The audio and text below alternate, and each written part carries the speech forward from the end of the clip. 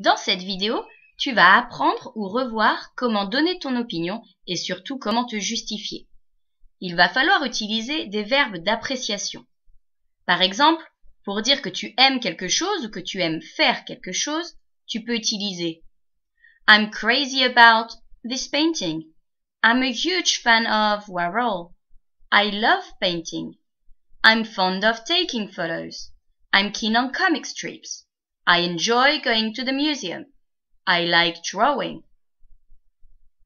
Si tu n'aimes pas trop quelque chose ou faire quelque chose, tu peux utiliser I don't like this painting. I don't like pop art very much. I'm not into museums. Art is not my cup of tea. Si tu détestes quelque chose ou faire quelque chose, tu peux utiliser I really dislike comic strips. I hate self-portraits. I detest graphic novels. I can't stand this situation. I can't bear dubbed movies. Attention, si tu veux utiliser un verbe après ton verbe d'appréciation, par exemple j'aime manger, il faudra lui mettre ing. Par exemple, I love singing, I hate reading.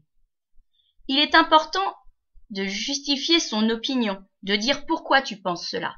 Tu peux utiliser because suivi de I think, I find it, I believe it is. Par exemple, I like this painting because it's colorful.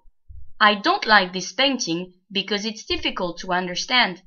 I'm fond of this image because I think it's funny. Ne dis pas I love this painting because it's good. Il y a beaucoup d'adjectifs plus riches.